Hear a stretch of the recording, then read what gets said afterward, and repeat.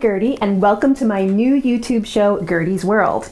On this very first episode, I am so excited to be showing you how to make a cropped 50s style jacket. The pattern we're using is my Charm Patterns Princess Coat pattern, which has a ton of options, including a cropped version like this. So on the red version here, you will see I did a very simple tailored sleeve. It's a two-piece sleeve, so it gives you a nice fitted look. And then the shawl collar with the optional notch here. On the version to my left, totally different look, same pattern. This is a contrast collar in this most amazing fabric, which is a faux Persian lamb. Bound buttonholes and these really amazing rhinestone buttons. But my favorite thing about this version is the lantern sleeve. So this has a beautiful shape to it, very, very vintage with a seam here. So if you want something more dramatic, definitely go for the lantern sleeve. Today, what I'm going to be showing you is this style. And we're going to be going over everything from bound buttonholes to how to sew this princess seam so it just sits beautifully and sews together beautifully. We're going to be talking about sleeves, which I know can be a huge challenge. We're going to be sewing the two-piece tailored sleeve, and I'm going to show you my favorite method for setting in a tailored sleeve with a bias strip of fabric, and it gives you this beautiful pucker-free sleeve cap. And then on top of all that, we are going to be using faux fur today for the collar because I really want to show you that contrast collar. And I have this fabulous aqua faux fur and I've been wanting to use it forever, and today is the day. So let's get started. Let's talk about fabric and supplies. For your jacket fabric, I would recommend for your first one using a sort of standard tailoring fabric. So for that, I mean anything like a wool would be nice, wool flannel, this is a wool boucle, boiled wool is lovely. Wools are surprisingly easy to work with, they mold really well. So I would recommend starting there. You can get more adventurous later with silk and cotton and lightweight sort of fabrics. But for your first one, I would recommend something that's going to be a really easy to mold wool. I'm using a cashmere because I'm very fancy, and I found this amazing aqua colored cashmere at Mood Fabrics in New York, and it just has a beautiful hand, and I've been wanting to make one of these jackets out of cashmere, so let's do it. I also found a coordinating faux fur. So I'm going to be doing my collar, just like you see the Persian lamb one over here. I'm going to be doing that in the faux fur, and we're going to talk a little bit about a change you're going to need to make to the pattern to make it in faux fur. Finally, in terms of fashion fabrics, you're going to need a lining fabric. This is a fully lined jacket, so you're going to want something that is nice and slippery against the skin. Because I had such luxurious outer fabrics, I went with a silk crepe de chine for my lining fabric, but you don't need to do anything that fancy. If this is your first one, you're just experimenting with tailoring, try something like an acetate lining fabric or poly or something like that. Something that has a little bit of slipperiness to it, and it's going to help you get your jacket on and off easily. And of course you want something that, I personally like to sort of open my jacket and show off my lining. So you can do something that's a contrast or a polka dot or a plaid or just something really fun. Okay, so those are your fashion fabrics. You're also going to need a few utility fabrics. So by that I mean fabrics that you're not going to see, but that are very useful to the inner structure of a tailored jacket. Tailoring is all about structure and building in shape. So the first thing in that category would be your interfacing. This jacket uses all fusible tailoring methods, okay? There are some old school methods of tailoring, and I've done some videos on this before, doing pad stitching and stuff like that. That's not what we're doing today, but we're still going to get a beautiful shape. You are going to need a high quality interfacing. I recommend this interfacing called weft. Sometimes it's called weft insertion. I have a great source for interfacing called fashionsewingsupply.com. I really recommend that site. If not, you can usually find a weft interfacing at your fabric store. What I wouldn't do is just ask them for interfacing or fusible interfacing, because you'll probably get something that's not going to be great for this type of soft tailored project. So that's your interfacing. The next thing you're going to need is a little bit of organza. If you're doing bound buttonholes, you're going to want to have some organza to finish off the inside of the bound buttonhole on the facing so that your button can pass through. Just a little scrap about this big. I actually ran out today of organza, so I cut off a little bit of my press cloth, which I use. So if you're in an emergency, your press cloth will work. The last thing you're going to need is a little bit of muslin, okay? So this is just a medium weight cotton muslin, undyed fabric, and this is for your backstay, which goes on the back of your jacket and gives it structure and also keeps it from stretching out over years of wear. Okay, so those are all your fabrics. The next thing I want to talk about, since I just hit on the idea of muslin, is making a muslin. So I really recommend making a test version of this first to see if you want to make any fitting changes to this. There's an entire chapter on fitting in the Princess Coat booklet, which I have a copy of here. If you want to do that, I would recommend looking at the length of the jacket. I lengthened mine just a little bit so it would hit my natural waist and come down a little bit and cover sort of my waistline seam if I was wearing a dress.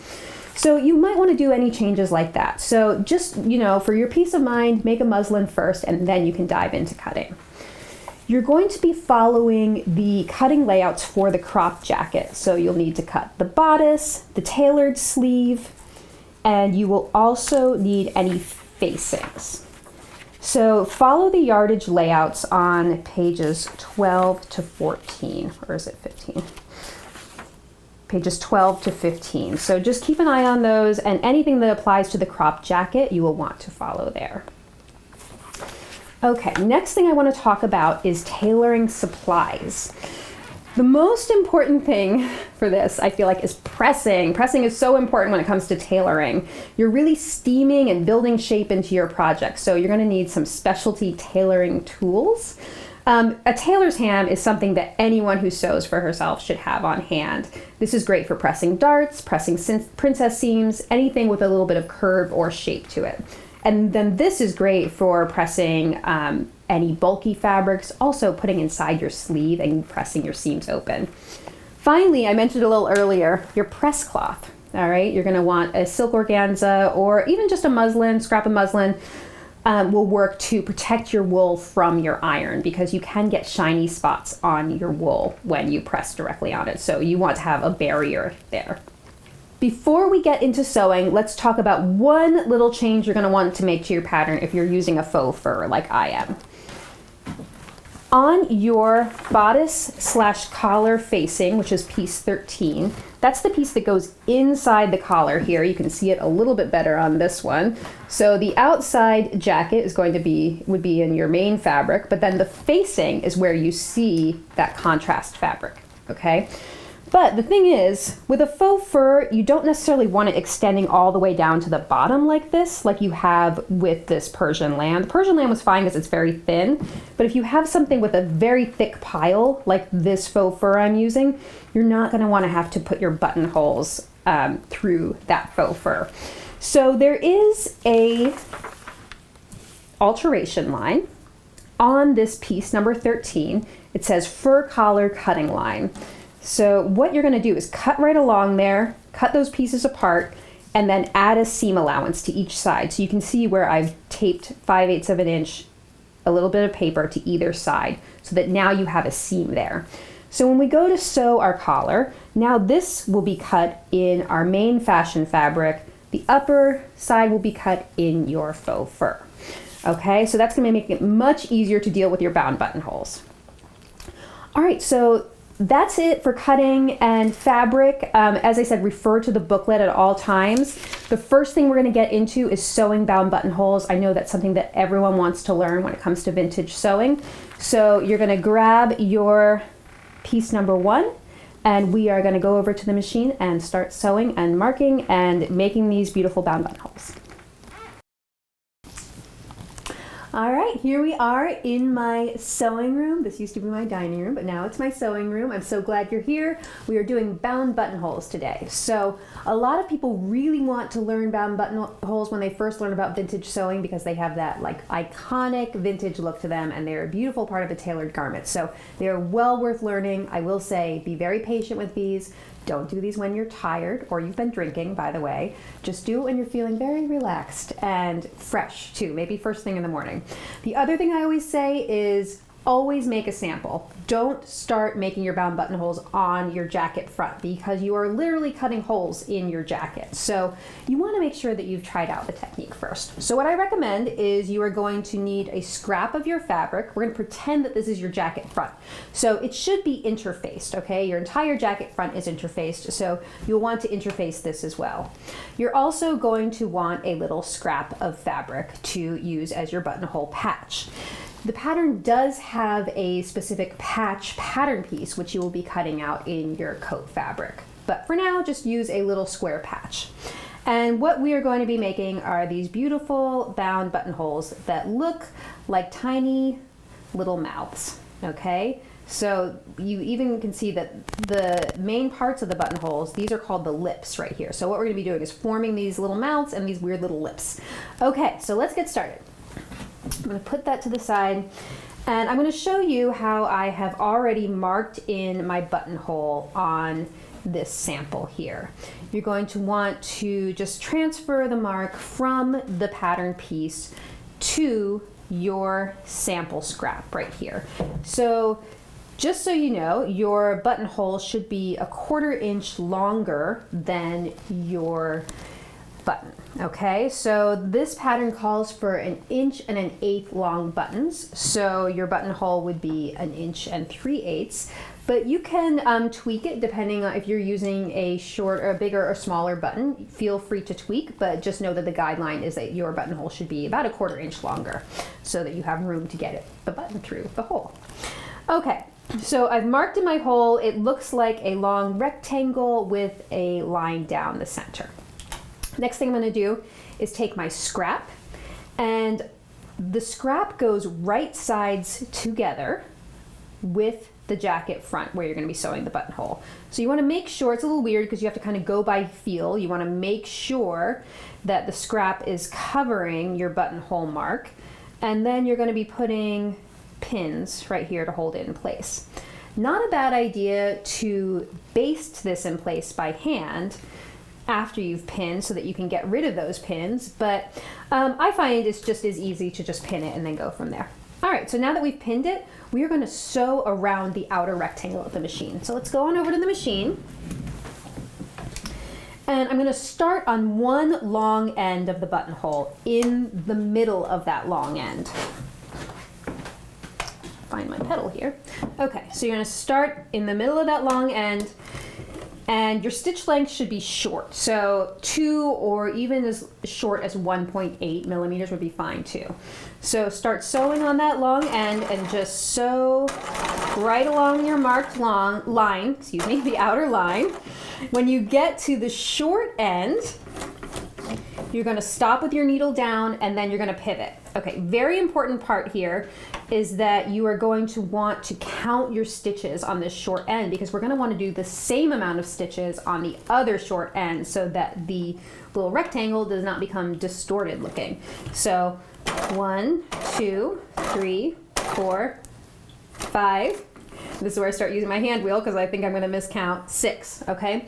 So good idea to use your hand wheel once you get started going there because you can kind of overshoot. Okay, now we're going to pivot again to our other long end. Just sew right along there. And when you get to your pivot point, stop with your needle down. Pivot again, and now I'm going to count out those same 6 stitches. That's really hard to say. 6 stitches on the short end. 1, 2, 3, 4, 5, and 6. So now I know that both my short ends are the same length. Okay, now I'm going to finish stitching on this end. Instead of back stitching, just overlap your stitching. You don't want the bulk of back stitches there, so just overlap, and then you can remove this from the machine. And we're going to trim our threads. And one thing I want to mention is that I used contrast thread for this. You will obviously want to use thread to match your fabric. The other thing I should mention is that I used a clear presser foot, which can be really handy when you need to see underneath your presser foot. In an instance like this, when you're doing really fine detail work, a clear presser foot can come in handy. Okay, so let's take this over to a nice flat surface here. And we are going to cut into our buttonhole. Now this is what's a little scary for people and why I always recommend sewing a sample first, because imagine doing this on your coat front. It's a little scary, but after you've practiced, you'll feel very confident, I'm sure, to cut right in like that. So I just folded it in half, and now I made a little cut line down the center. I'm going to cut to about 1/8 of an inch away from the end, and then snip diagonally into each corner pivot point like that. And I'll do the same thing on the other side. Now I'm going to mention as well that you should be following along in your princess coat booklet, because the bound buttonhole instructions in there are very comprehensive, and if you're the type of person who responds well to illustrations, you will find them very helpful. Okay, so you can see I've already started to make my funny little mouth here. I've cut into each corner diagonally, and now I'm going to take my patch that I've sewn on this side, and I'm going to flip it through to the wrong side. So we've created like this weird little window kind of thing here. I'm going to give this a nice steam. You don't have to like go crazy with this, but it is a good idea to just kind of steam it to open up that window nicely, like about like that.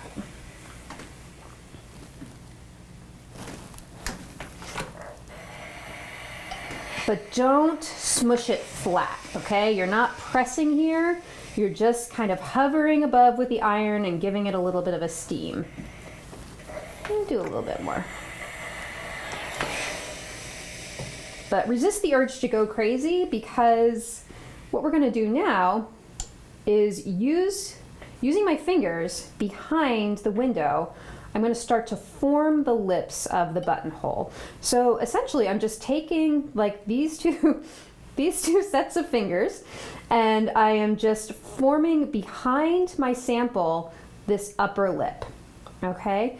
And I like to generally just start hand sewing it in place now. So I'll form that upper lip, hand sew it, and then once I get around to the other side, then I will form the lower lip and secure it. Every fabric is different, so you might find that you want to like pin in place, you might want to baste in place, but for me, I'm just going to form and stitch. All right, I have a needle that is threaded. So again, I'm using a contrast thread here. And the type of stitch I'm going to be doing is called a pick stitch. So if you have ever done a couture hand pick zipper or anything like that, you will recognize this stitch because it's exactly the same. I'm going to come up through that seam. So we're going to be working in the ditch, all right? So this is a pick stitch in the ditch is technically what we're doing here. So coming up through the seam, I'm going to exit behind where my thread is coming from now and take another stitch all in one kind of fell swoop here. So now I'm coming out again about 1/4 inch away.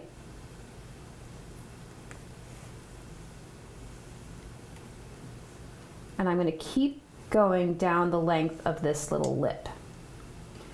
And it's tricky. It's, you know, this is not a super easy thing to do in sewing, but once you get the hang of it, you'll understand the mechanics of it. I think what's kind of difficult about it is that you are forming the lip at the same time you're stitching it. And there are lots of different methods for doing bound buttonholes.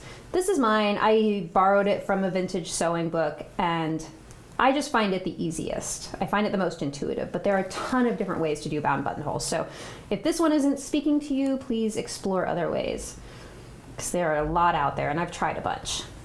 Okay, so I have now finished forming one lip, and I'm going to stitch down the short end of the buttonhole with the pick stitch.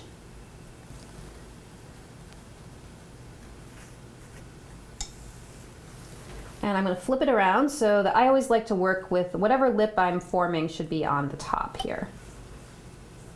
Like that. Okay, so now I'm going to finish the buttonhole the same way. I'm just doing this same lip on the, I'm doing the same method on the opposite side. So let me just keep stitching here. Of course, I just lost my thread, so let me rethread my needle. And we can come back when I have stitched all the way around this. Okay, I've sewn around the entire buttonhole by hand, so you can see that now the lips are formed, looking very cute. And so once you're happy with them, the final thing to do is to stitch down these little triangles right here. It's a weird nitpicky little thing to do. We're gonna do it on the machine. Almost every bound buttonhole instruction has you do this because it just gives a nice finished look to the bound buttonhole and also holds this flat behind here. Okay, so we are taking this over to the machine. We are going to expose that little triangle behind the fabric. And you're just going to fold it out of the way. And you don't have to back stitch here. You're going to start just like 1/8 of an inch away from the little triangle. Start stitching, don't stitch on the fold. And you're going to stitch that little triangle down to the flap behind it. And that's it. And same thing on the other side. You need to flip this away, expose your little triangle, and start stitching just a little bit away from the edge of the triangle and stitch the triangle down to the little pleat underneath it. And it's a small thing, but it really just holds your bound buttonhole nice and flat. It's gonna make it look really beautiful. So practice your bound buttonholes. When you're feeling confident with your technique, you're gonna make 3 of those on your jacket front. And next thing we're gonna do is we're going to sew that under collar dart and the princess seam. We are moving on to the bodice front. This is on page 29 of the instruction booklet, by the way. So we are going to be sewing this little pivot point right here. This is a shawl collar. So it's a really interesting construction in that the shawl collar is, it's cut in 1 with the bodice front. And then you have to do some maneuvering around this corner right here. So there's a pivot point that's marked with a circle and a reinforcement stitching line on the pattern. You're gonna want to transfer those to your pattern piece. And then there's also a dart which helps create the roll of the shawl collar. So we are going to sew that next, and then the next thing we're gonna do after that is the princess seam. So I love demonstrating princess seams. They're so beautiful, and there's some tricks and tips I can show you to make it really easy and beautiful to sew. Okay, so let's look. This side is done already, and I have a side over here that I have not sewn yet, but this is the side with the buttonholes, so you'll see my buttonhole patches down here. That little thread out of the way. All right, so what you're seeing here is this reinforcement stitching line here, a dart line, and then a roll line right here, and that is where the collar rolls out. So that's going to come in handy later for some interfacing pieces we're going to be using. First thing we need to do is to do some reinforcement stitching along this L shape right here. So let's take this over to the machine. I'm going to start stitching just right along that L shape. You can use your usual stitch length, about 2.5 is fine. And then you're going to pivot at that circle. So press your foot up. And then I'm going to finish stitching there. Now I'm going to just clip right into my stitching here. So I'm going to take my scissors. I lost that word for a second. I'm going to take my scissors and I'm going to clip diagonally into the pivot point, but not cutting through my stitches, obviously. Okay, next thing I'm going to do is sew my dart. So you can fold your dart legs together, put a pin at the very end, and then I like to put pins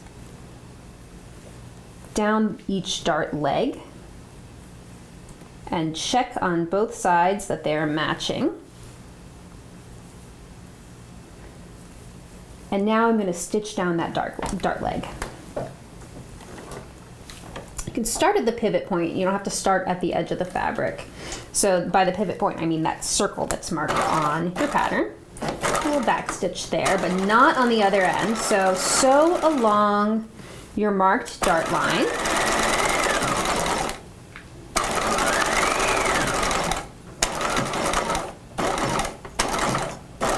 Okay, and then when you get to the end, just very gradually taper off the fabric, and don't backstitch at this side.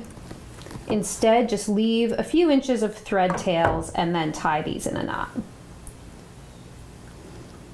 Next thing we're going to do is press our dart. So this is where your tailor's ham is going to come in handy. If you remember from our supplies intro, you're going to grab your ham and we're going to place it right here. And you're going to press your dart out towards the shoulder. So not towards center front, more towards the side seam. So press your dart to one side.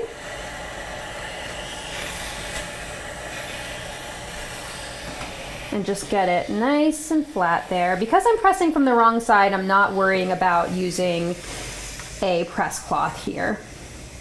So that is what your dart should look like. Next thing that we're going to do is sew our princess seam. So before sewing your princess seam, you're going to want to do some stay stitching along that inner curve of the princess seam.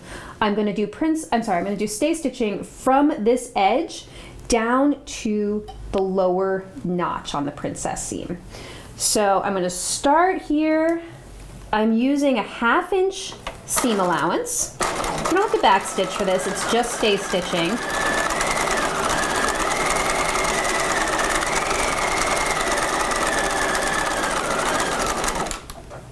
And when you get to the lower notch, you can stop.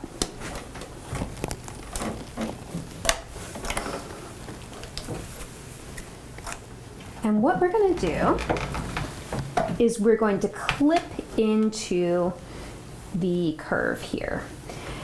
The reason for all of this is that princess seams can be difficult to sew because they are two curves that go in the same direction. And when you put them together to sew, they oppose each other. So it can be really difficult to get the curves to match.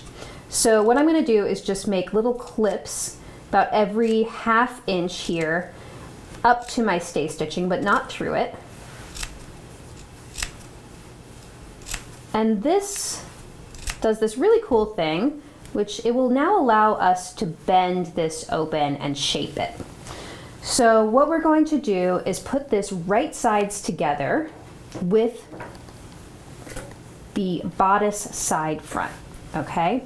So you can see once I start pinning these right sides together that it's gonna get really weird up here because these need to fit together like this.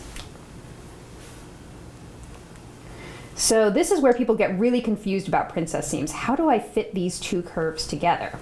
What we're gonna do is I recommend working from the side with the clips. Is you're now gonna spread your clips to match that opposing curve.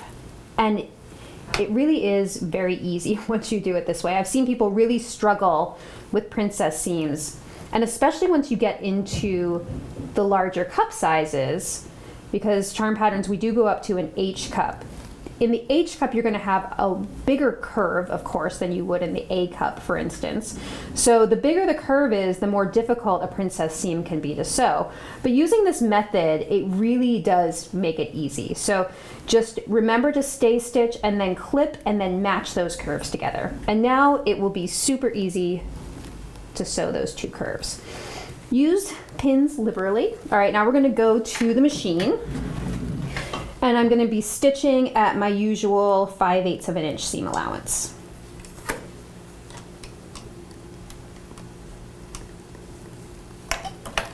Okay, on my pedal, here we go. So you're gonna want to back stitch here just as you would with any seam.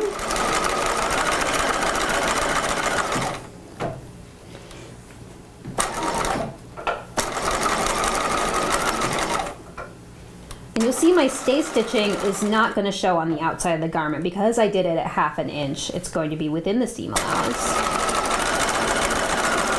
And just keep kind of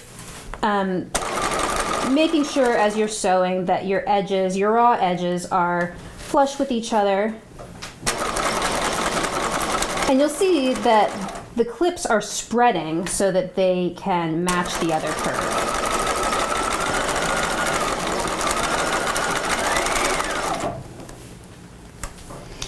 And now, easy peasy from here, we're just finishing off the bottom of the seam, which is nice and straight. No more weird opposing curve thing going on. And then we'll back stitch. Okay, so pressing is super important for princess seams. And before we can press this at all, we are also going to need to notch the side bodice, because what you can see here is that the bodice front is clipped. So when we press it open, those clips are going to spread open. This side, the side bodice, is creating these ruffles right here. That's because you need to clip it. So the rule of thumb, and if you look in the glossary in the booklet, the rule of thumb is that you always clip. Now, of course, I'm forgetting. You clip inner curves and you notch outer curves, okay? So this side bodice would be considered an outer curve, which means it needs to be notched, which means you're gonna make little triangles, okay? Clips are just little snips in. So because with the princess seam, you have an outer curve being sewn into an inner curve, one side of these seam allowances are gonna need to be notched and the other will need to be clipped.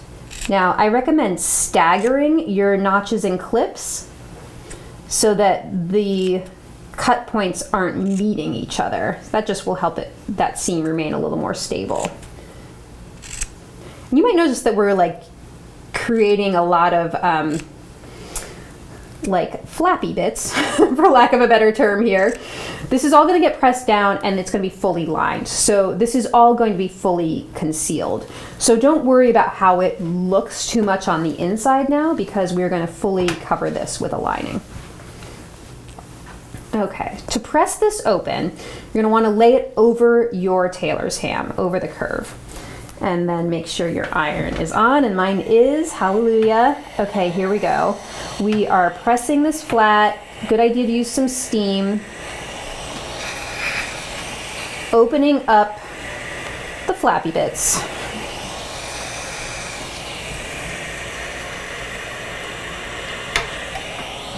And pressing that open. I would say, you know, really spend some time pressing this seam, because the more you do, the more lovely and beautiful it's going to look from the right side. All right, before we do that, let me show you just a couple things about interfacing. So let me finish pressing the seam and then we'll talk about a couple interfacing tips.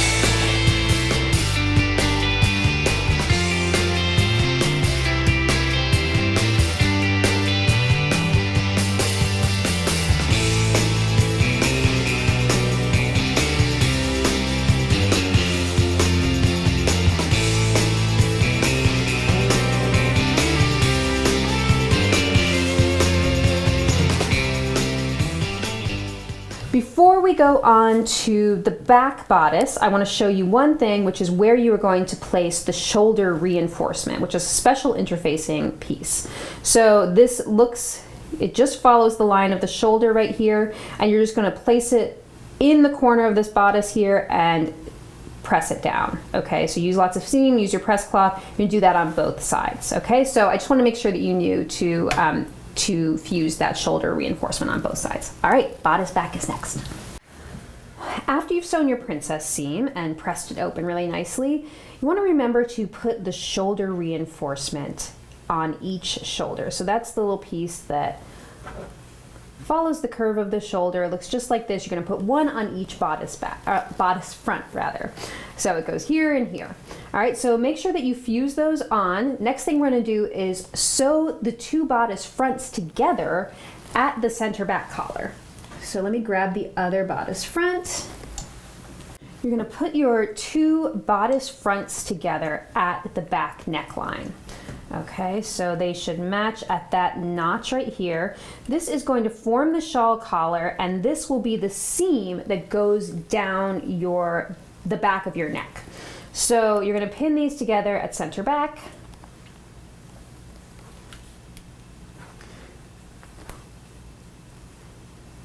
And that notch should be matching, and then this goes right into your roll line here. So we're going to sew this together at 5/8 of an inch and then press it open.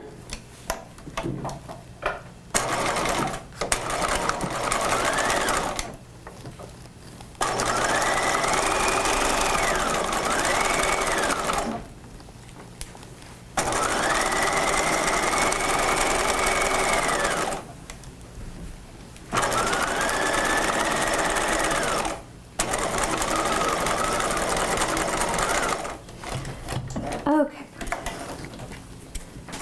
so I've sewn that back collar seam, and now I'm going to press it open.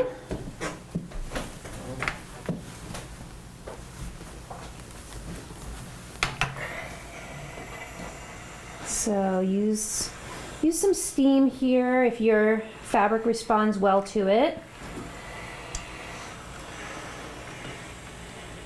And this is cool because this is where you can really see your collar coming together. Okay, that is pressed open. The next thing we're going to do is apply the stand interfacing piece to the collar.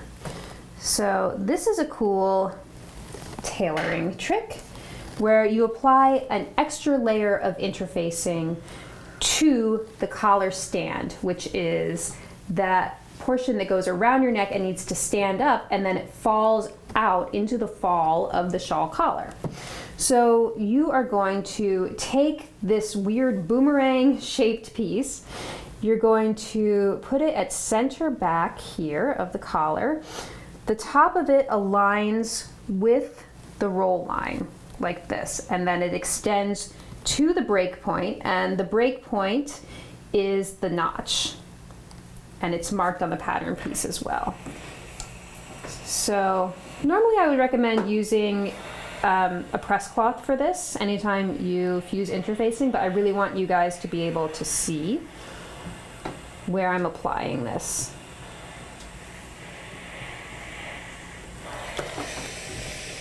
So hopefully if I move this over, you can see how I have applied that interfacing there. I'm going to continue fusing onto the other side. It's a little weird because you're fusing this flat over a pressed open seam, which always feels a little funny to me, but that's what you do. Okay, so here we're going to continue fusing on the other side of the stand interfacing piece. And now that's going to start to create that beautiful shape in our collar. The last thing you can do before we go on to the next step, which is working on the bodice back, is to mold this in place a little bit by folding the collar, starting to form the shawl collar, and wrapping it around your ham. So this might be a good point where if you were like ready to take a break for the night and come back to this tomorrow, I always think this is really cute because it's like you're dressing your ham up like a little person. So what you're doing is just folding the collar along the roll line like that, and pretend the ham's your baby here and you're dressing it up.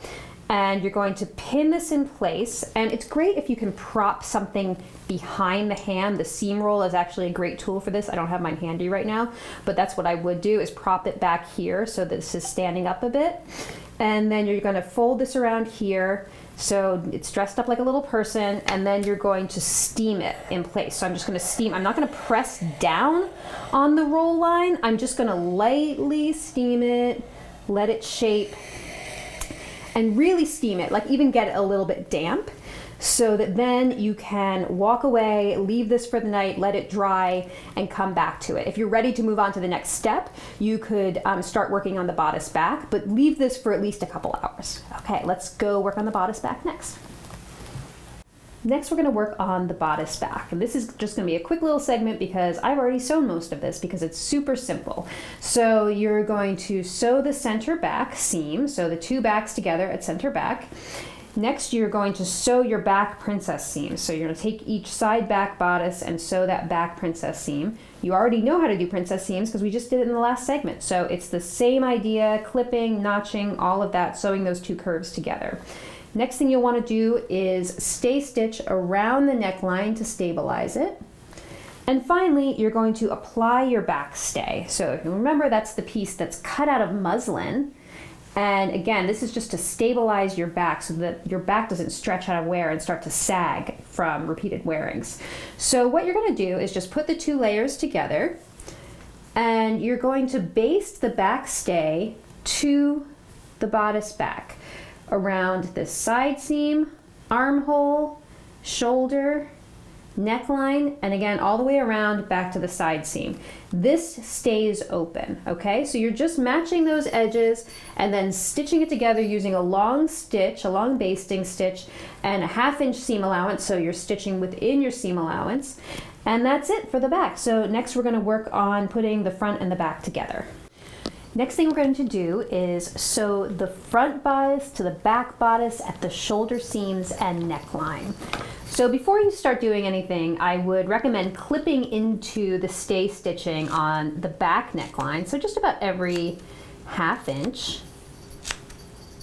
You hear a little jingling going by. That's my cat Henry, who I also call Mr. Jingles sometimes because he has a little bell on his collar. Okay, he's just passing through. All right, so I have clipped into the back neckline. That will help us, again, just like the princess seam idea, that will help us straighten this out to sew it to a curve.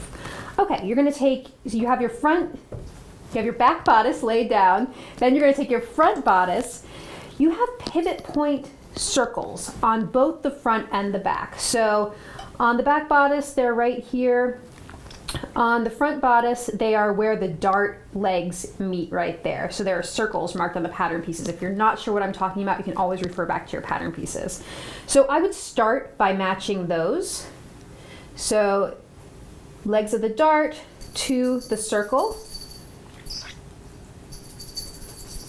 And then your darts should match, I'm sorry, not your darts, your notches should match on your shoulder seams. I'm really happy to be able to show you guys this part because I feel like it's a little tricky, but once you see it in action, it will make a lot of sense. Okay, so again, same thing on the other side. You're gonna match your circle on the back bodice to the circle on the front bodice.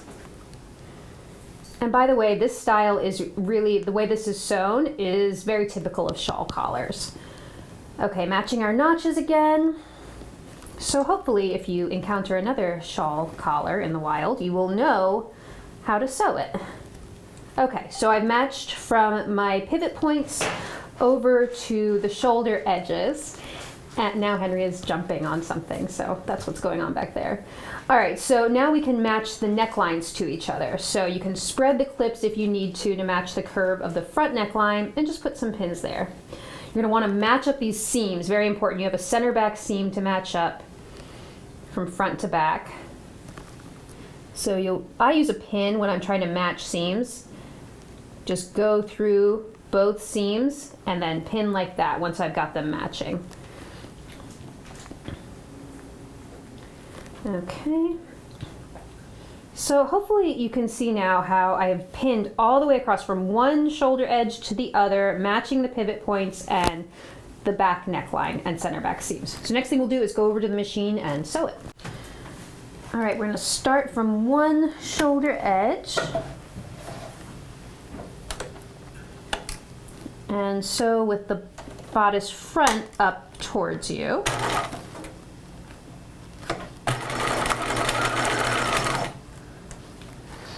And the kind of tricky thing about this seam is that you're going to need to break your stitching at the dart. So you're gonna see what I mean when I get there. All right, so see how I'm getting to the legs of my dart right here? This is the fold of my dart.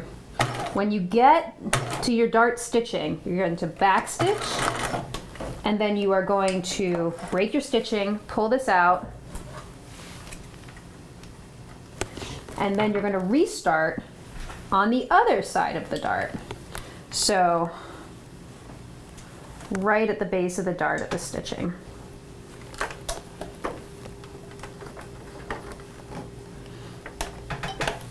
It's a little bit funny, but it's much better than if you tried to just, whoa, there, I found my petal.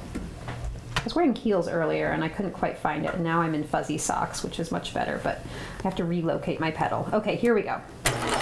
So you're starting right at that dart point again. So anytime a pattern says break your stitching, that's what they mean. You need to stop, take it out of the machine, cut your stitching, and then kind of reconfigure however they want to and put it back in. So we're going to do that again on the other side, obviously, because we have two darts, two undercollar darts. And again, everything that I'm doing here is really typical of a shawl collar. The undercollar darts, the way they come together with those pivot points, all of that. So if you've sewn a shawl collar before, you've probably seen all of this. If you haven't, this might seem really strange. Okay, I'm at my second dart now, and I'm going to back stitch. Break my stitching again, so I can start on the other side of this dart.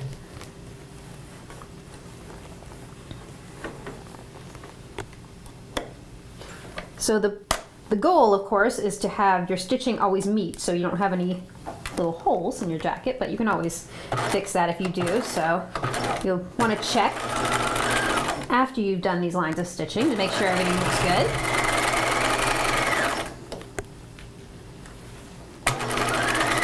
Okay, and now we're to the other side of the shoulder. Okay, so I've sewn from one side to the other, one shoulder to the other, and if you look on the right side, this is what you should be seeing. These little pivot points just looking like little corners there.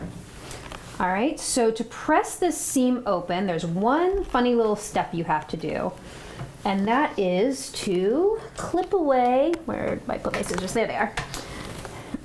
Clip away these corners right here. See where your dart is? Right there?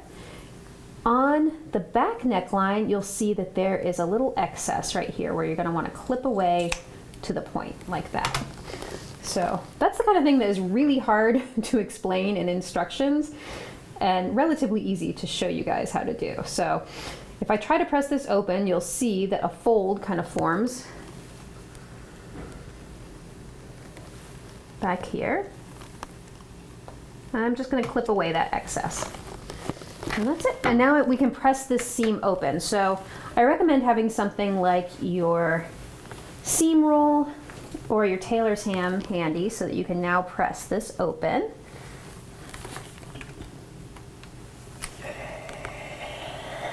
So you're going to press one shoulder open, and now you'll want to reposition so that your back neckline is now on the seam roll.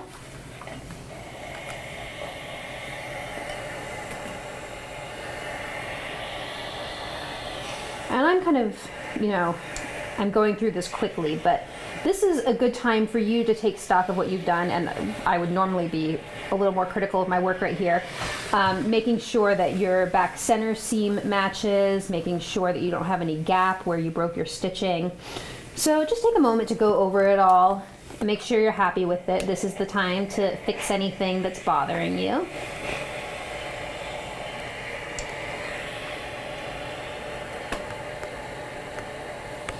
And that's the other side of the shoulder seam. So we have one completed back seam from shoulder to shoulder and at the center back neck. The next thing you're going to do, and I'm going to let you do this on your own because it's very simple, and I know you've done this before, is that you're going to sew the side seams. So front to back, you're going to put these two together.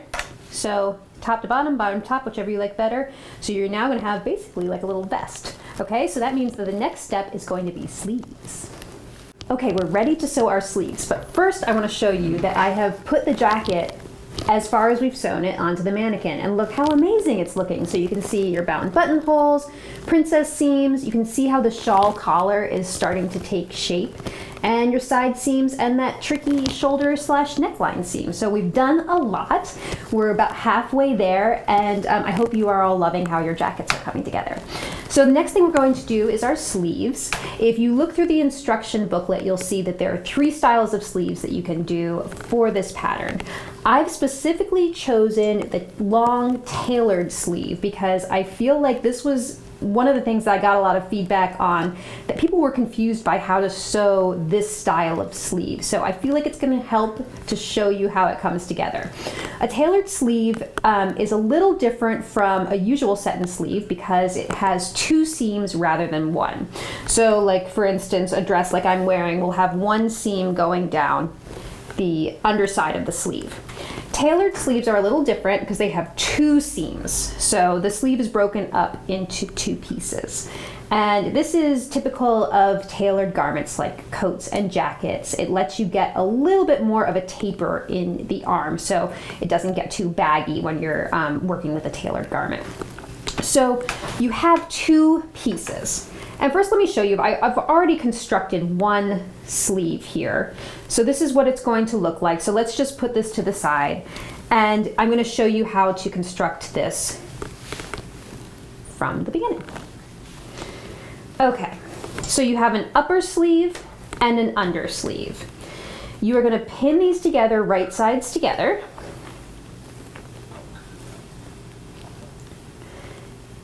And match your notches.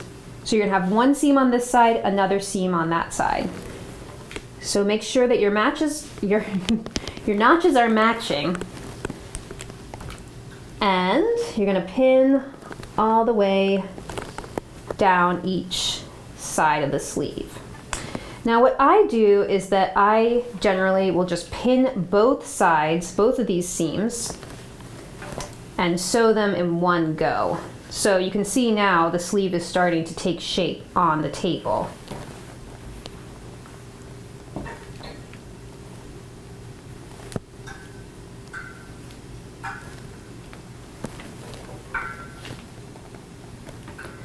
Okay, so I do want to show you, and I'm going to take this flat onto the table over here so you can really see this seam allowance.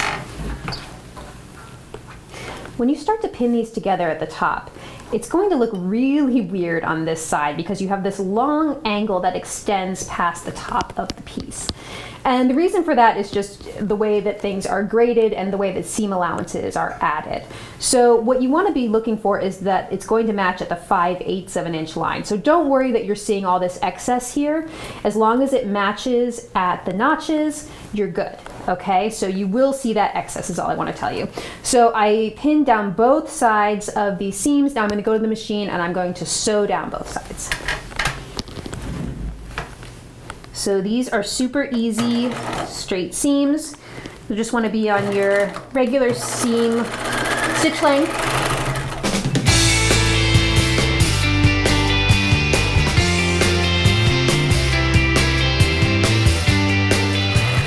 Okay, back stitching at the bottom. And same thing on the other side.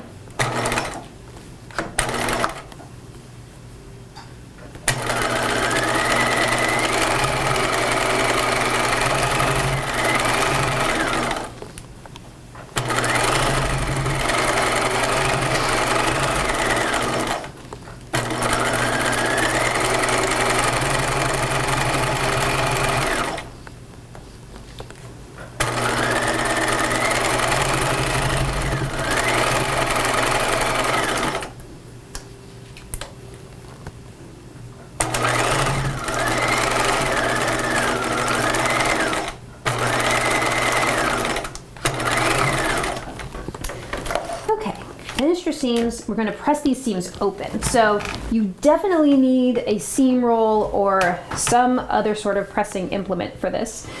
you are going to put it inside. A sleeve board is another thing you could use. I'm going to go from the top down. So I'm going to place the seam roll inside the sleeve and press both of these. Oops, my iron turned off. There, it's back. Okay. Press these open.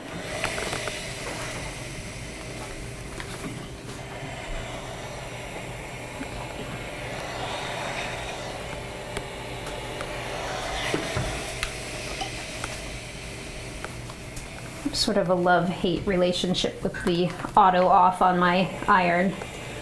On one hand, I appreciate that it doesn't let me burn down my house. On the other hand, it seems to go off a lot. So, I don't know. I'm always kind of searching for a new iron, but I really like these just simple Black & Decker ones because I feel like they last the longest of any I've used and they're not expensive. But I'm always happy to hear iron recommendations. Okay, so you're going to press the other side open now. And the next thing we're going to do may seem out of order. We are going to sew the hem on the sleeve. It's much easier to do this hem now when you're just working with a small piece like this than when you have the jacket all constructed. So I prefer to do this at this point.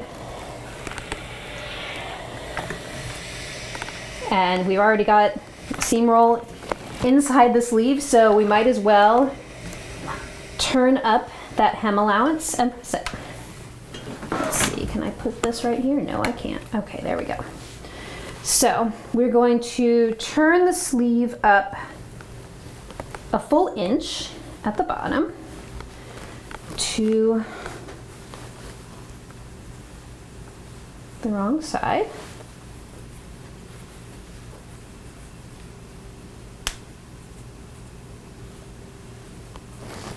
I think I have my clear ruler.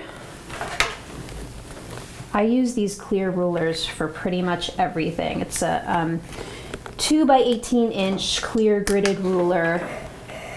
I usually order them online in bulk because I need to have one like at arm's reach all the time.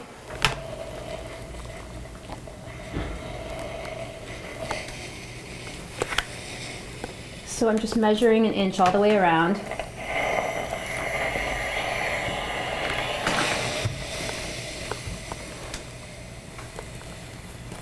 I do have a favorite gridded ruler who has a nickname.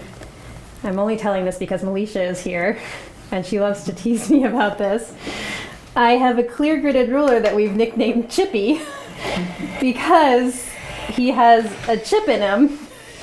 And for some reason, every time I'm looking for a ruler, Chippy is the only one that I can find. And he's so reliable and true that he's just always there for me. Though this, unfortunately, is not Chippy today, so I can't really show you what I'm talking about. But Chippy lives at the studio. But Chippy is Old Faithful.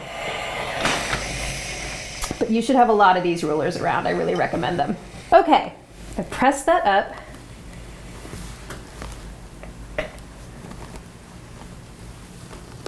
Take your seam roll out. And now I'm just going to do a little hand stitching here. Okay, So, we are going to do a catch stitch here. So that means we're going to come up through the hem like that. And then we're going to move left to right. I'm going to keep working from the hem and then up to the sleeve itself. So take a little, you hold your needle horizontally, take a little stitch in the hem,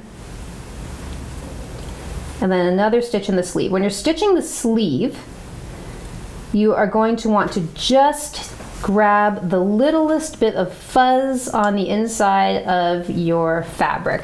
You don't want to take a big stitch here. You're just grabbing a thread or two. Now I know that my thread is probably blending in a bit for you guys here, so I will tell you that in the glossary, in the booklet, there is a really good illustration of a catch stitch, so please check that out.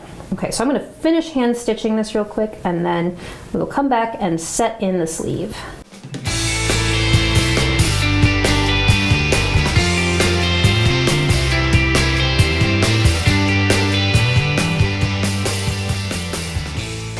Now that the sleeve hem is sewn, the next thing we can do is set it into the bodice. I really want to show you this alternative method for setting in a tailored sleeve. I did not invent this. I read about it in a book called Tailoring, the Classic Guide to the Perfect Jacket. It's an amazing book. The name of it is in that booklet as well for the princess coat. If you want to learn more about tailoring, please check it out. I'm going to show it to you now because it really works wonderfully, and it's kind of unusual. So the first time you do it, just practice it and you will get the hang of it and you will love it. I hope so. So what it does is it uses a bias strip, and you can just use your fashion fabric for this, a bias strip of fabric. You're going to cut this on the true bias, okay? So you're going to want this to be 2 inches this way by 12 inches long, okay? You're going to take it and fold it in half this way, and then make a little notch at the center point, because that is going to match the top of your shoulder seam. So the true bias, as you may know, is very stretchy. Okay, so it's the least stable part of the weave. So it does have some stretch to it, which is exactly what we want. So we are going to take this strip and sew it to the inside of the sleeve, pulling it so that it stretches and pulls up the sleeve cap. So it will gather it without creating any actual gathers. It's going to ease it up and you won't see any pleats or puckers or gathers. So it's a really cool method. So what you're going to do is you're going to match that notch that we just made on the strip onto the top of the sleeve cap over here on the sleeve, and put a pin there. Like that. Okay, so you've got a strip pinned to the inside of your sleeve. Very important that you're working on the inside of your sleeve. I have made the mistake before when I was first learning this, that I sewed this to the outside of the sleeve. Don't do that. Okay, we're going to take it to the machine. And as you're sewing this, make sure that you're using a 1/2 inch seam allowance. We don't want to see this stitching. You're going to start at your center notch. And what you're going to do is just pull this bias strip so that it stretches and start sewing. You could be on a slightly longer stitch length for this. 4 is good, 4 millimeters. So with some fabrics, if they resist easing up, you can, in addition to pulling the strip, you can also use your left hand to push the sleeve fabric through. Because I've sewn one sleeve in this fabric, I have the experience to know that will be too much gathering for this fabric. So I am just going to pull the strip like this, and I'm just using my left hand to just guide the fabric through of the sleeve. That's my little extra seam allowance bit. I can trim that off in a little bit. But that's all there is to it on this side. So as you can see, we started from the center point and moved outward to the end of the strip. We're gonna have to sew the other side now. But hopefully you can see that it already started to make this into a beautiful sleeve cap. I love this. So you can see from the inside that it's created this sort of ruffle on the seam allowance. And now we need to repeat that process on the other side so that it's curved into a nice shoulder shape on both sides. This is the awkward side because you have to sew from this direction. So normally you would be used to putting the work to the left of the needle. Now we're gonna have it to the right, which always feels weird. But just go with it. It's, like I said, it's gonna take a little practice. Some people who have tried to talk into this method have felt like it's just too awkward, but I really feel like it's worth it. Okay, so you're pulling now with your left hand, guiding with your right hand. Hopefully your machine has marks on the left side like mine does, so I can still be checking my seam allowance. But if it doesn't, you can put some washi tape or something down And again, just make sure that you're pulling the bias strip.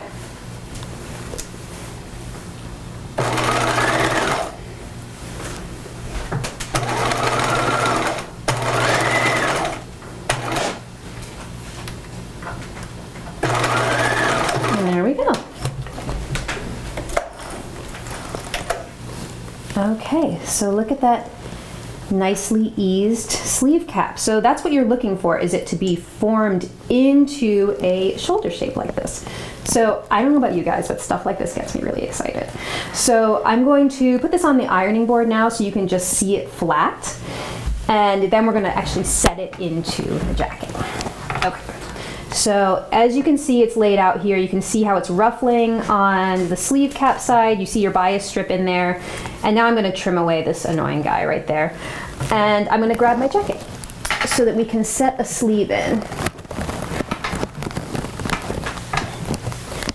Okay, setting in sleeves. So you are going to let your notches guide you.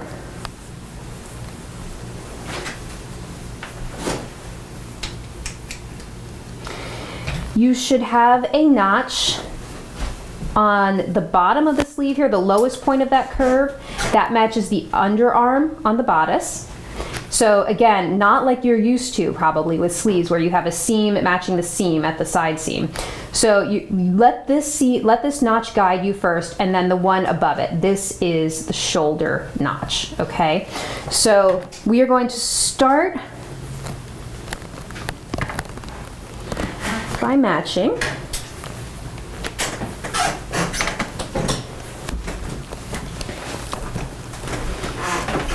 This is my jacket, right? Side seam.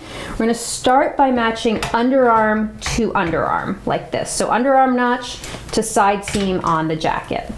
And then I'm going to pin on the inside.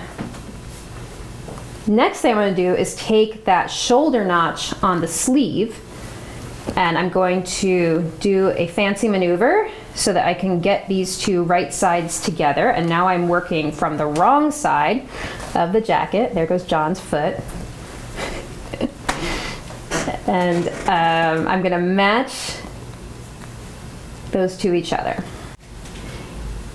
If your back princess seam on your bodice is not matching up to a sleeve seam, that means you're probably putting the wrong sleeve on the wrong side. So check that out. You should have a notch to match this front princess seam.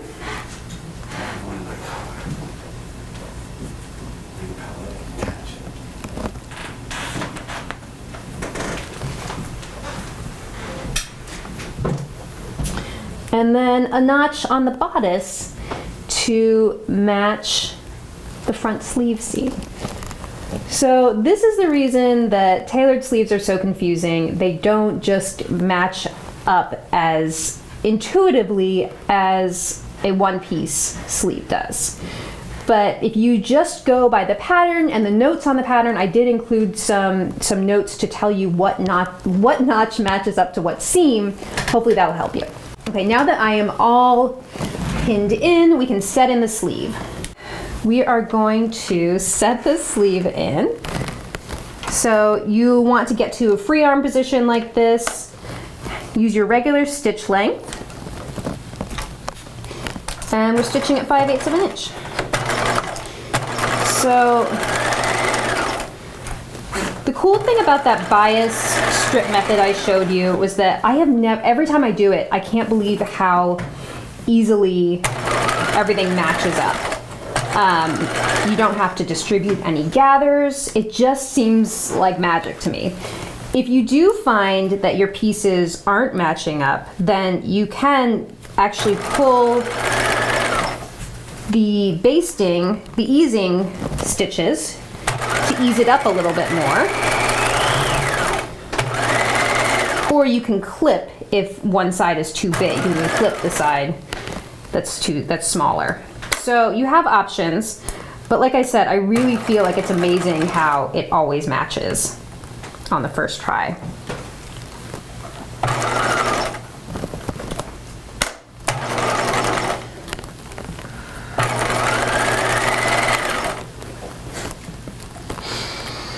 All right, let's just finish sleeve seam.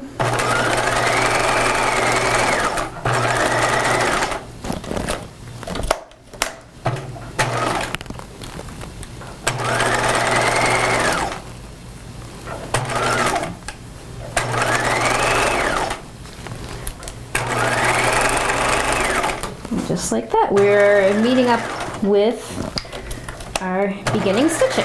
So just meet your previous stitching at the underarm, take that out, and then I always like to just check how my sleeve has gone in here. And yeah, look for puckers, anything like that. And like I said, I feel like I always get like a really smooth, pucker-free sleeve with this method. So the next thing you would do is do another line of stitching around the bottom of the sleeve and then just trim real close. Okay, so I'm going to do that. I'm going to set in the other sleeve, and then when we come back, we're going to be putting on the facing. We are on to the bodice facing. If you're following along in the booklet, which I hope you are, this is page 43. Okay, so I wanted to talk a little bit about faux fur and sewing faux fur. There's a lot I could say, but I'm just going to try to condense this. I have a faux fur sample here on the flat surface, and you can see faux fur always has a nap, just like regular fur or like velvet, like corduroy. So you can stroke it one way and it feels nice and smooth, stroke it the other way and it feels like when you're petting a cat and you're petting in the wrong way. So you want to always cut with the nap, all right? So whichever way the nap goes is the smooth way. So you generally like the nap to be going down on your body, unless you want to do something kind of unusual and have the nap going the wrong way, then you get sort of a more sort of ruffled look on the fur. The next thing I want to tell you about fur is that the cutting is a little unusual because it's not recommended to just like start hacking away at the yardage. You want to trace your pattern pieces onto the wrong side. Faux fur has a knit-like backing that you can just cut through. So to just give you an example, if I traced a pattern piece like that with, and you know, you can use Sharpie, like a small fine point Sharpie or felt tip pen, and then after you've traced your pattern piece, you can just cut with the point of your scissors and then just kind of wiggle your scissors so that you're just isolating that knit layer and not cutting through the entire pile of fur. Okay, so you're just cutting that layer, and then you see the fur will start to come apart like that. In any case, you're going to have fuzzies all over your sewing room, so be prepared for that and have a lint roller handy. I have them all over me now. Hattie had them on her face earlier. They are everywhere. So that's just part of sewing with faux fur. So those are a couple tips and tricks for faux fur. We talked a little about the facing earlier, how you need to make that seam in the facing. So I'm going to show you right now how I've sewn these. This will be my front facing. You can see this is the shawl collar up here, cut with a nap down, and then down here where the bound buttonholes are is cut in the cashmere. So it's nice and smooth. Okay. Next thing we're going to do is I've already reinforced my pivot points. So remember, this is really similar. These next steps are really similar to your bodice front, okay? Lots of similar steps. So I already did that L-shaped stitching that we did on our bodice front, and I need to clip to the pivot point. So I'm just gonna get my scissors underneath that layer of knit backing and clip diagonally there. Same thing on my other facing side. I already did my reinforcement stitching here too. And again, we're going to stitch that center back neck seam on the shawl collar. I have a little bit of fuzz up my nose. Okay, so you're going to put your two faux fur facing pieces together.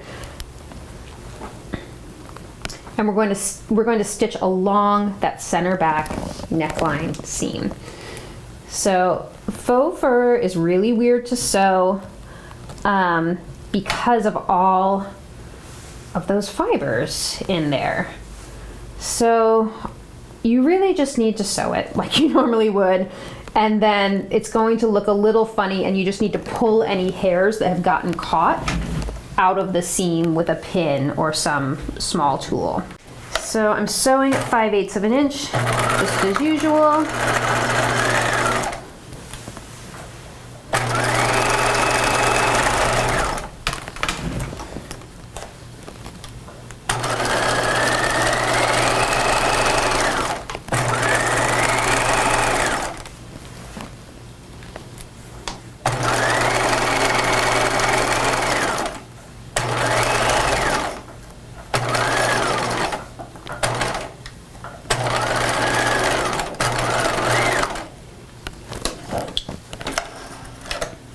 Okay, that's my center back neckline seam, and you can see how a lot of the fibers are just sort of caught in that seam. So you can go back later and just pull things out, pull those little hairs out as needed to just kind of make it look pretty.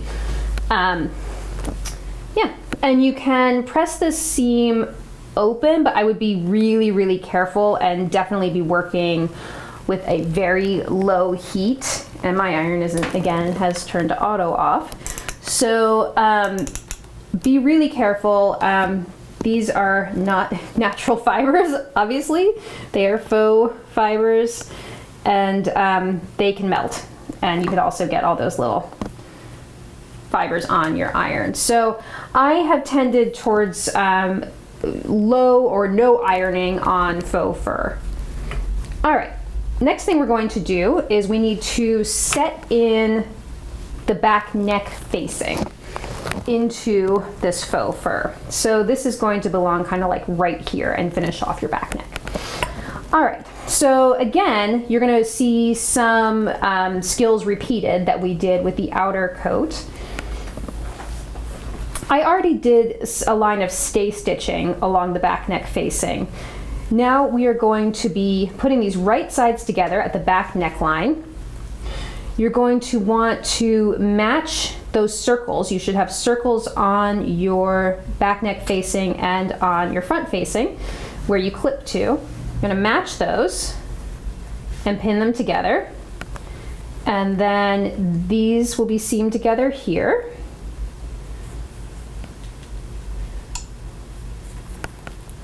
And same thing on the other side.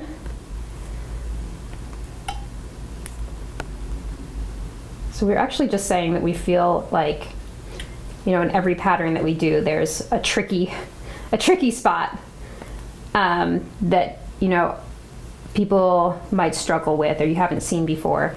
And I feel like with this pattern, this is a long, involved pattern, you know, especially if you do the full length coat.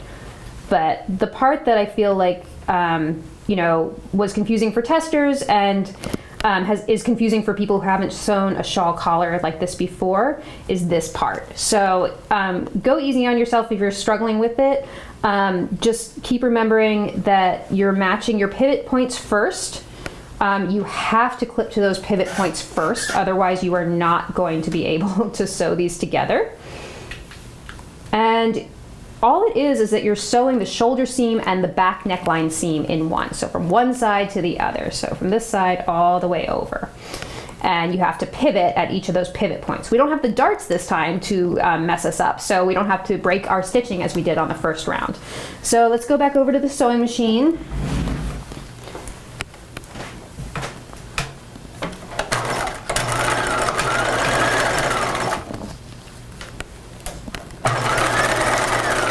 You always want to be sewing from the side with the diagonal slashes to the pivot points.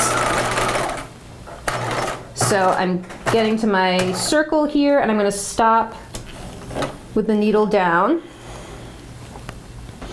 And then you can pivot slightly if you need to at this back neckline.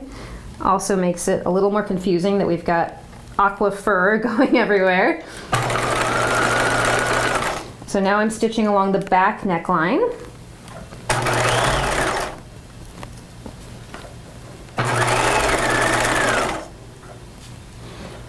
And I'm just going to kind of finger press the seam open as I stitch over it. And now you really can't see anything through all this fur.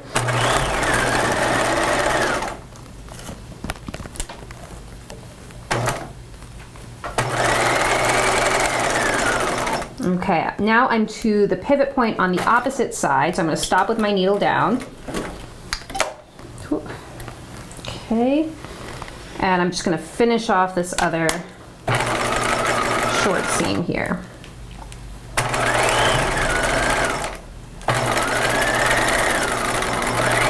Okay.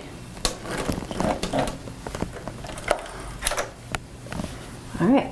So hopefully what you can see is that we have now sewn the back neck facing to the front facing, the shawl collar. And now we'll be able to sew it to the jacket. So let's take a quick break and we'll come back and do that step. Okay, we are back. I wanted to show you this next step on the dress form. So I feel like once you take it off and put it on the table, it just looks like a big pile of fabric. And I think we'll be able to make a little more sense of it if you can see it on the dress form. So as you can see, looking very beautiful at this stage. We've got sleeves. I want to tell you one thing that's going to be important to your sewing in the next few steps. And that is to remember where the break point is on this jacket. So if you remember from the intro, the break point is where the shawl collar starts to roll to the outside of the garment, okay? The break point is marked by a notch on this pattern. It also has a label on it. Okay, so just keep that in mind that this is your break point right here, and you have a notch on both sides for that.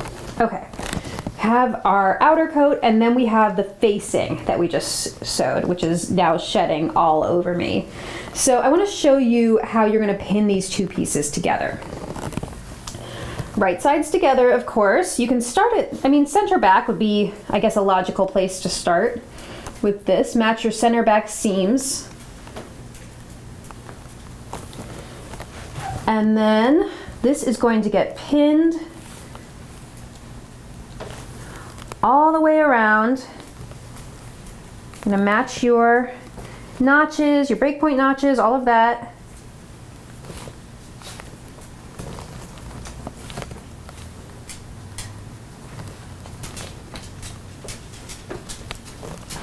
So like that, it's gonna start to come together, right sides together like this, okay? So we are going to now sew from this bottom edge, and I'm looking at my booklet right now, just make sure that I'm right. From the bottom edge here, I'm on page 50, all the way around the collar, down to this bottom edge, okay? So just the front opening and around the collar. So because it's fairly simple sewing, just a straight seam, I'm gonna go ahead and do that step, and you should go ahead and do it, and then we'll come back to do the grading and trimming. Okay, so I sewed around the entire facing and the collar edge, and now you can grade your seam allowances. I've already done mine. I'm just going to explain real quickly how you're going to do yours. You usually always trim the facing so that it is the shorter seam allowance when you're grading. So you can trim that one down to like between 1/8 and 1/4 of an inch, and then the garment itself would be about 1/8 of an inch taller than that. So you're creating 2 layers of seam allowance. The thing about a tailored jacket like this is that after the break point, you need to switch that up because the collar now flips to the opposite direction. So it's a little confusing, but just remember that the break point is your guide here. So from break point to break point, you are going to reverse the grading rule. So you are now going to trim the garment shorter rather than the facing, and the facing will be the longer one. Okay, so that's just between the break points. Now we're going to go to understitching. And again, because this is a tailor jacket with shawl collar and the break point, we will need to reverse which side the understitching is on. So I always like to press after I understitch, okay? So I understitch, and then I use the understitching as a tool to help me press. So I'm going to start at this waistline, and I'm going to understitch. You're going to make sure your facings are underneath your needle here. So come on, there we go. All right, I'm understitching. And I just, make sure that as you're understitching, you're really like opening up these layers and holding that seam line nice and taut. When you get to the break point, which conveniently is around where the faux fur point starts. You're going to break your stitching, and you are going to move to understitching the other side of the seam line. So, what I mean by that, we're going to trim our threads, and now we're going to get back in there, but this time we're going to start understitching on this side of the seam, okay? And you're making sure your seam allowances are underneath there. I'm gonna lengthen my stitch length just a little bit because I feel like with all this bulk here, sometimes the stitches get a little short. So again, I'm just gonna keep holding things taut. Jackets and coats can be difficult because you have a lot going on. There's a lot of layers, there's a lot of fluff flying around if you're working with faux fur. So just kind of try to keep everything on the table as much as possible. And again, just keep opening up that seam line. So I'm going to go all the way around the collar, and then when I get to the break point on the other side, then I'm going to switch again to understitching the other side of the seam line. And then we'll come back and press.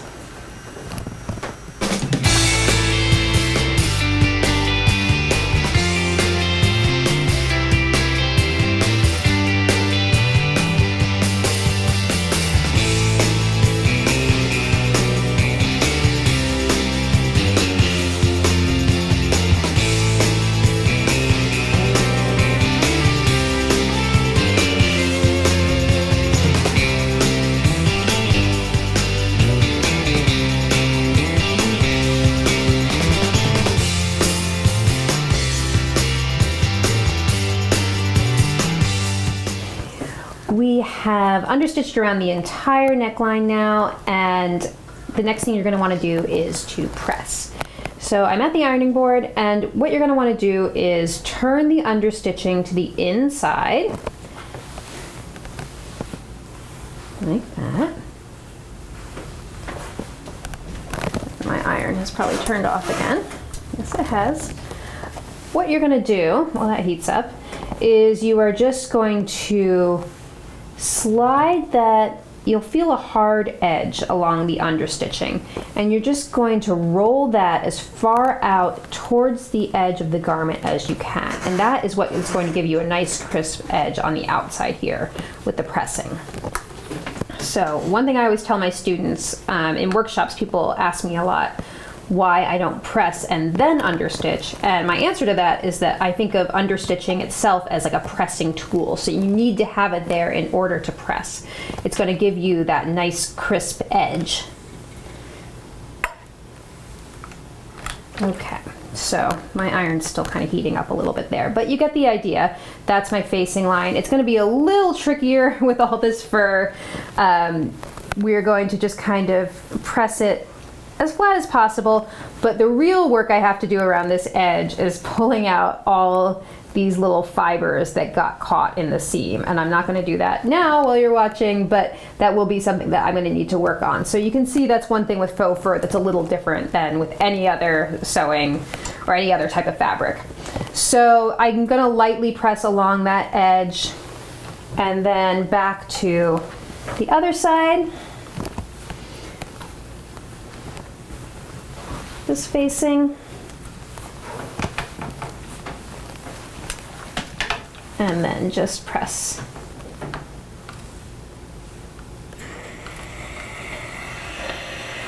There's your seam.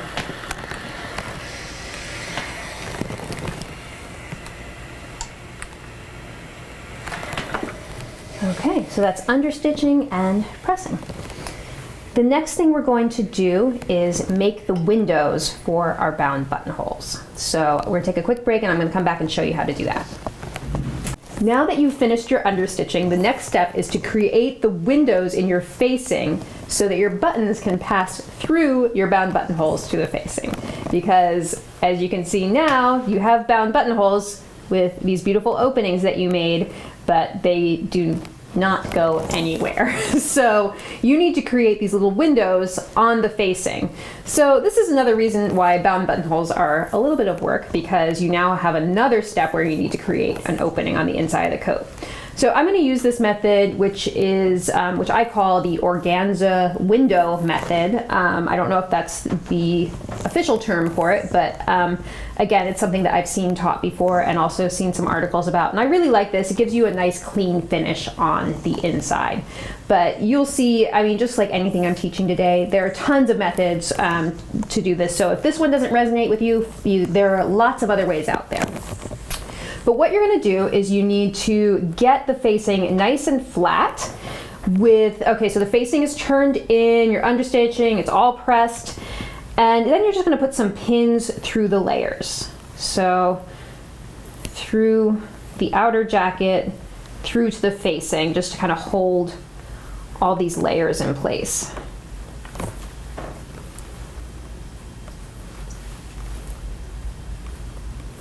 So kind of like that. I just kind of created a little grid of pins right here. Okay, the next thing you're going to do is you're going to locate where the corners of each buttonhole are and mark them on the facing. So you can put a pin through. This is probably the easiest way. You're going to take a pin and just make sure your pin is very straight up and down, and pierce it all the way through all your layers. And then when I turn this over, you'll see I have 4 little spikes coming up like that. And I'll be able to use a ruler. I want to just check this one real quick. Let's see, because it looks a little weird. So if anything looks off, you can go back and replace your pins. Okay, so I've got these 4 little spikes coming up, and I'm going to use my ruler, my clear ruler, to connect those lines.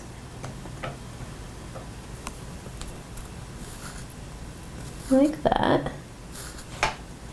And then to also connect the shorter lines. So you'll see I have drawn a rectangle on the inside facing. You're going to do that with all 3 buttonholes, but I'm just going to do one for the purposes of this demonstration. I'm going to take these pins out now. And the next thing I'm going to do is take my organza patch that you have cut out with your bound buttonhole patch pattern piece, and this is going to go over your facing like this, right sides together. You can put some pins around it to hold it in place. And if I were doing the entire facing, I would, this is why I have a long piece right here, because I would need it to cover all 3 buttonhole windows. But I'm just going to do the one for now, and I'll come back and finish this on my own later. Okay, so I'm going to go over to the machine, and what I'm going to do is sew around my marked rectangle here. And this is just like you did the bound buttonhole. You're going to start on, you're going to use a short stitch length. You're going to start on the middle of one long end of the rectangle, start stitching. When you get to your short end, you're going to count your stitches so that you remember for the other short end, and you can keep them even. 1, 2, 3, 4, 5, 6. And now I'm going to pivot. This is where things get, are you okay? Okay. This is where things can get a little tricky, especially if you have a really big coat. So it's great for the crop jacket because you don't have to swing a lot of fabric around in here. But if you're doing the princess coat with a full skirt, this can be really difficult. So you can either keep your bodice and skirt in 2 separate pieces. Yeah, see, this is where it gets tricky. You kind of have to maneuver this through the center of the machine like this so that you can pivot all the way around. and then sew this short side. So as you can imagine, if you had a full circular skirt on here, that would be pretty difficult to sew. So there, like I said, you can keep the two elements and pieces, the bodice and the skirt, and then do this part and then put them together, or you can use another method. There is one other method suggested in there if this is going to be too difficult for your particular project. Okay, short side here, 1, 2, 3, 4, 5, 6.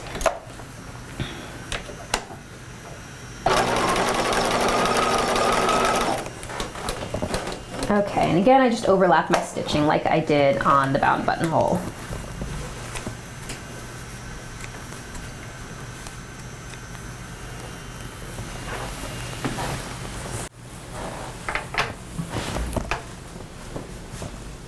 Okay, so I'm going to take my pins out.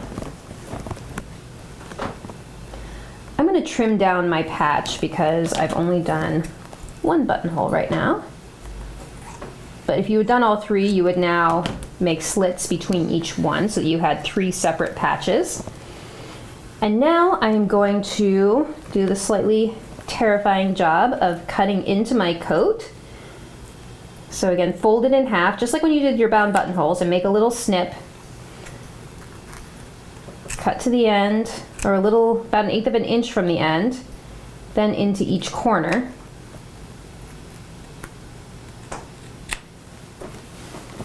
Same thing with the other side.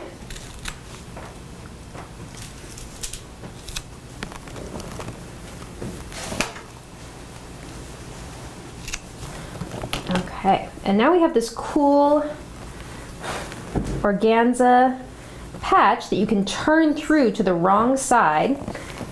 Now I'm going to wake up the iron again.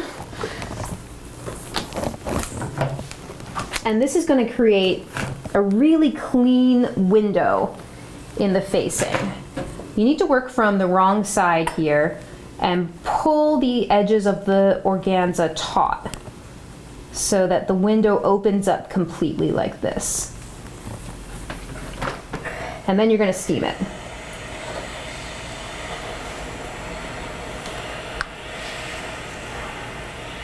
And you can really press it here. You can put some pressure down on the iron because you really want to create a nice clean window like that. So you can see on this side how it's created that little window. And now when you put it, and of course we're gonna need to get rid of some threads and stuff here, but when you put it on the inside of your buttonhole, you will have a nice clean window on the inside as well. So there is a final step that you're going to need to do, which is hand stitching this in place. And this can actually wait until later in the process. I would recommend probably getting your lining on first. You can come back and then you're going to want to just do a little hand stitch around the edges here so that this holds in place beautifully. Okay, so I have 2 more buttonholes to do, but that shows you how to do one. And the next thing we're going to do is we're going to come back and do the lining. We are at the point where we are ready to sew our lining. You can see how beautiful the jacket's looking, bound buttonholes, and then the little windows on the inside. So the next step would be to assemble your lining. I've gone ahead and done mine already because it's really similar to the steps we did for the outer jacket. The only thing that's a little unusual is the pleat in the center back. So the bodice back lining is cut on the fold and then you form this pleat. So you're going to be sewing pleat lines at the top and bottom, forming this sort of deep pleat. This is traditional and tailored garments to give you a little more room. Also be careful, you're using different pattern pieces for almost all of the lining pieces in this pattern because they are cut slightly differently just to give you that extra room on the inside of the garment. So once you have constructed your entire lining, you're going to sew it to your facing. So again, I wanted to go to the dress form because I feel like that's one of the challenging things about this project is sort of seeing the big picture here. So what we're going to do is kind of open up these facings from the inside of the jacket. And by the way, we are now on page 59 of the booklet. So this is Sew Lining to Crop Jacket. So if you need to follow along in the booklet, which I definitely recommend that you do. Okay, I put some pins in here because I was trying to get it to stay in nicely, and now of course I want to fold it out. So let's grab these. So Now you can take your facings so that they're the outside of the jacket. You're going to take your lining and right sides together. I'm just going to drape this over here. So I'm kind of like eyeballing center back, that center back pleat to the center of the back facing. And then this is going to get pinned to the facing edge here, like this. And you have notches to help you. Oh, this is really awkward to do on a dress form. Let's see. Hopefully you're getting the idea.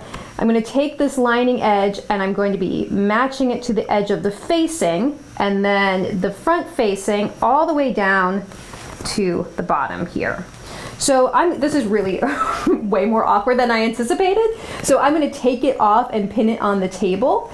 But then you can come follow along when I start to sew. All right, I have wrangled this Muppet beast and I have pinned together the lining to the facing. And I'm going to start sewing at the waistline on this side. And again, it's kind of like how we sewed the facing to the outer jacket, just kind of around from the waistline, around the collar to the other waistline. So I'm going to get this started. This is obviously a kind of long seam, so I'm just going to get it started and then I'll finish up and come back and show you the hemming steps. So we have sewn the entire lining and turned it right side out. So the whole lining is now turned right side facing you, and I put the sleeves down inside the sleeves and it's starting to look really beautiful and finished, and we actually only have a few steps left. So the next thing you're going to do is take care of the hem. So I do this whole hem by hand. I know there are methods out there where you can bag the whole lining, but this is a really nice traditional method and it doesn't require any like crazy gymnastics of turning the whole thing inside out and all of that. So we're just going to hem. I turned up the seam allowance on the bottom 5/8 of an inch on just the jacket, and I'm going to hand stitch that. So starting just at the edge here, I'm ignoring the facing. I am going to use a catch stitch.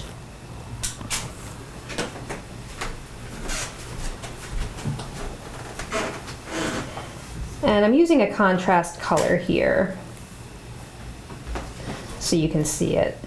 And again, just like when I did the sleeve hem, I'm making sure that I'm just grabbing the tiniest little bit of the jacket itself,